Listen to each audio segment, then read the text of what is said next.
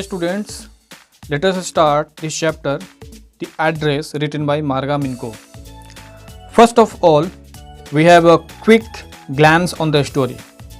Let us find out the characters which have been introduced in this story. The first character is Marga Minko. She is the narrator of this story and she was a girl of 15 or 17. She was also the protagonist, means that the main protagonist of this story. And the second one is Mrs. S. Mrs. S is the narrator's mother. S may be Susan, Susanna, etc. And the third one is Mrs. Dorling. Mrs. Dorling is a very wigged, shrewd woman and she visited the narrator's mother saying that she was her classmate years ago. Okay, let us find out some more idea about the story. The story had been written in between the time period of World War II and it is the story of a girl whose mother, whose name is Mrs. S, gave their belongings to a lady called Mrs. Dorling during the World War II. Unfortunately, during the war, Mrs. S dies but her daughter survives. Her daughter first thing to leave belongings of her mother as she thought it will make her remember the good old times and she will then regret it. But later, she becomes curious to see her mother's belongings and she went to the address, but then Mrs. Dorling acts like she doesn't know her and avoid the Mrs. daughter. The girl tries to get back her belongings back, but she finds them with its no care and respect. The objects linked to her memory with the familiar life that she had once lived had lost their values as they had been removed and put in a very strange surroundings. She decides to leave them all behind and resolves to move. Let us start line by line explanation. Do you still know me? I asked. The woman looked at me searchingly. She had opened the door a chink. I came closer and stood on the step. No, I don't know you. I'm Mrs. S.'s daughter. She held her hand on the door as though she wanted to prevent it opening any further. Her face gave absolutely no sign of recognition. She kept staring at me in silence. So this is our first paragraph and I am going to explain it. So listen me very carefully. The protagonist of the lesson was at the door of a lady and she asked her if she knew her. The woman looked at the protagonist curiously and opened the door a little.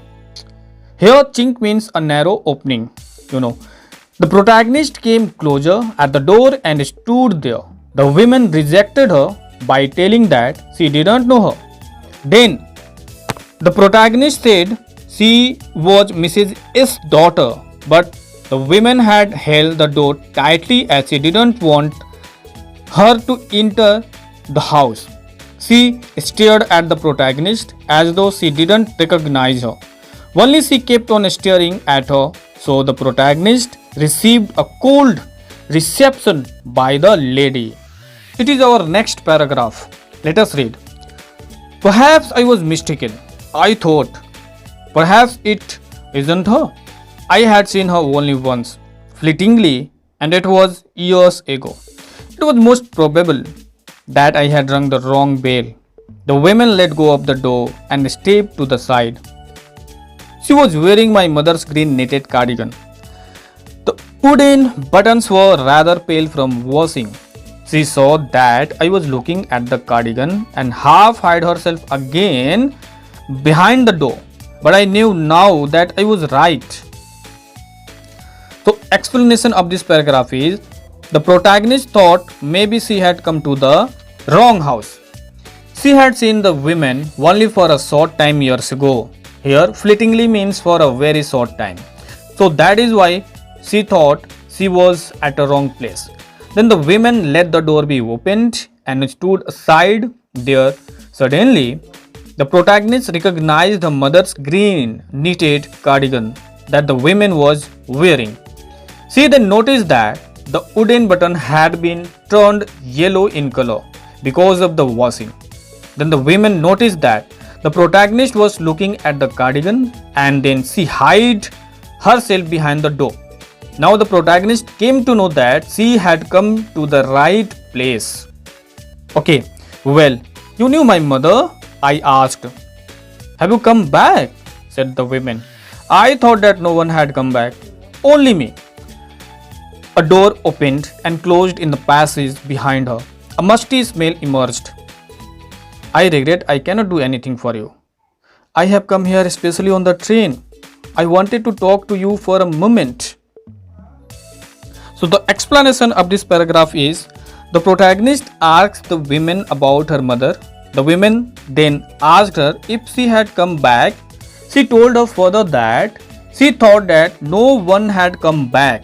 Here, she wanted to know that how had the protagonist and her mother had escaped from the war. Means that they were still alive. This was the curious question that had popped up in the mind of that lady.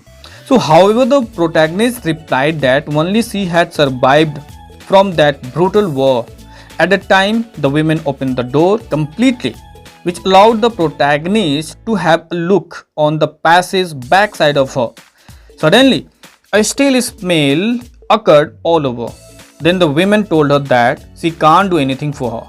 The protagonist replied that she had come from a far place on the train just to talk her. It is not convenient for me now, said the woman. I can't see you another time. She nodded and cautiously closed the door as though no one inside the house would be disturbed. I stood where I was on the step. The curtain in front of the bay window moved. Someone stared at me and would then have asked what I wanted. Oh, nothing. The women would have said it was nothing. But the women told her that it was not convenient to talk right now and asked her to come back later. The women closed the door as she didn't want anyone to get disturbed inside the house. The protagonist stood there for a while. She noticed someone staring at her. When the curtain in front of the window bay moved and she heard asking about her from the women, and the women replied that person that it was nothing. I looked at the nameplate again. Darling, it said, in black letters on white enamel. And on the jamb, a bit higher, the number 46. So here the protagonist left the door and then turned around to have a look on the nameplate once again. It said number 46, Darling, was written on the plate on white enamel. Enamel means an opaque or semi-transparent substance that is a type of glass. It is used to write name on it. As I walked slowly back to the station, I thought about my mother, who had given me the address years ago. It had been in the first half of the war. I was home for a few days and it struck me immediately that something or other about the rooms had changed. I missed various things. My mother was surprised I should have noticed so quickly. Then she told me about Mrs. Darling.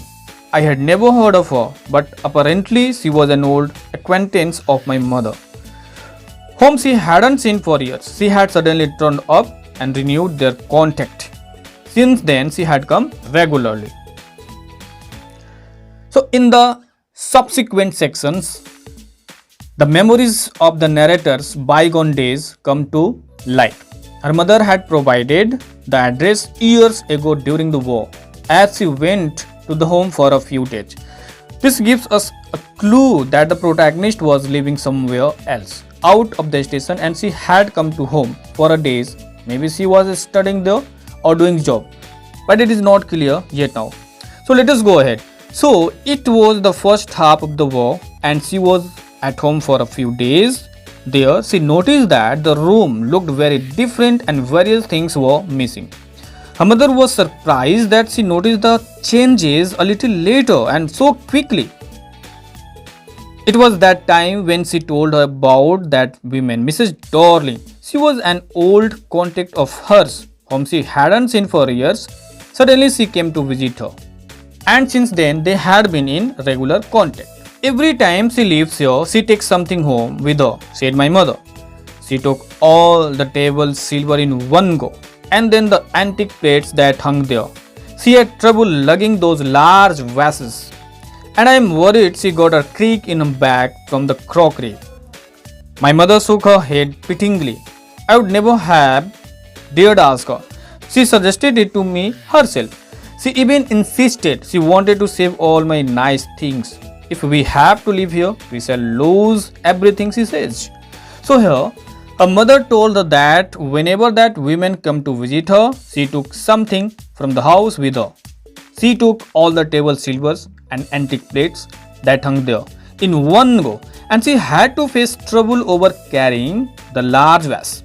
Here, lugging means carry a heavy object with great effort.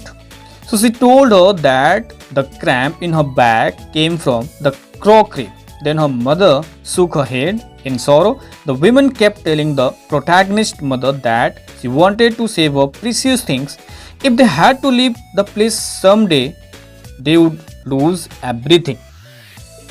Have you agreed with her that she would keep everything? I asked. As if that's necessary, my mother cried. It would simply be an insult to talk like that. And think about the risk she is running each time she goes out of our door with a full suitcase or bag. My mother seemed to notice that I was not entirely convinced. She looked at me reprovingly, and after that we spoke no more about it.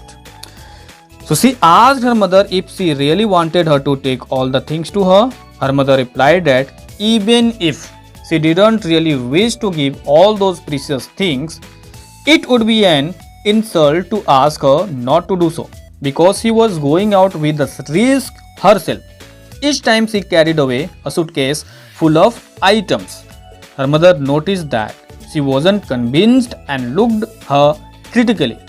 After that day, they never talked about the incident again. Meanwhile, I had arrived at the station without having paid much attention to things on the way. I was walking in familiar places again for the first time since the war, but I didn't want to go further than was necessary. I didn't want to upset myself with the sight of streets and houses full of memories from a precious time. So the explanation of this paragraph is that she reached the station without noticing any details on the way. She was moving ahead through familiar things once again after the war, and it was the first time for her that she had visited there. But she didn't want to upset herself with the familiar sights of houses and streets which reminded her of all the precious times she had spent there. In the train back, I saw Mrs. Dolly in front of me again. As I had the first time I met her, it was the morning after the day my mother had told me about her. I had got up late and coming downstairs, I saw my mother about to see someone out, a woman with a broad back. So back in the time she saw Mrs. Darling in a train a day after her mother told her daughter about her. She woke up late that morning, and as she was going downstairs, she saw her home she referred as the lady with broad back. Actually, her mother was seeing her out. "That is my daughter," said my mother. She beckoned to me. The woman nodded and picked up the suitcase under the coat rack. She wore a brown coat and a shapeless hat. "Does she live far away?" I asked, seeing the difficulty she had going out of the house with the heavy case. "In Marconi Street," said my mother. "Number 46. Remember that?" Then her mother introduced the protagonist to the lady. She signaled her, and the woman responded with a nod. She then picked the suitcase under her coat rack. She was wearing a brown coat and a shapeless hat. Then the protagonist asked her mother if she lived far away. Then the mother told her the address that she lived in Marconi Street and her house number is 46, and also told her to remember. I had remembered it, but I had waited a long time to go there. Initially, after the liberation, I was absolutely not interested in all that stored stuff. And naturally, I was also rather afraid of it. Afraid of being confronted with things that had belonged to a connection that no longer existed, which were hidden away in cupboards and boxes and waiting in vain until they were put back in their place again, which had endured all those years because they were things. So in the paragraph, she told us that She remembered the address, but she took a very long time to visit the place. After the freedom, she was not interested in those steps. On the other hand, she was afraid of getting confronted with the past memories and the connection that no longer existed. Connections were hidden in cupboards and boxes. It seemed that those memories were waiting in vain to put them back to their places, as they had suffered all these years and only because they were the things. But gradually everything became more normal again. Bread was getting to be a lighter color. There was a bed you could sleep in unthreatened, a room with a view you were more used to glancing at each day. And one day I noticed I was curious about all the possessions that must still be at that address. I wanted to see them, touch, remember. Now, the time took a change and things began to get normal in the protagonist's lives. But one day she got curious about all the things that were still at that address. She wanted to see them and touch them. After my first visit in vain to Mrs. Dorling's house, I decided to try a second time. Now a girl of about 15 opened the door to me. I asked her if her mother was at home. No, she said. My mother's doing an errand. No matter, I said. I will wait for her. So after the first hopeless visit, she decided to try one more time. When she reached Mrs. Dorling's home, a girl of 15 years old opened the door. The protagonist asked her about her mother. She then told her that she was outside doing some errands, to which the protagonist decided that she would wait for her. Here, errands means a short journey undertaken in order to deliver or collect something, especially on someone else's behalf. Okay students, this was our last slide of the lesson. I hope you have enjoyed it. If you have some doubt, please drop your comment here and I will proceed this chapter in the next video. Till then, goodbye and thank you very much to be here.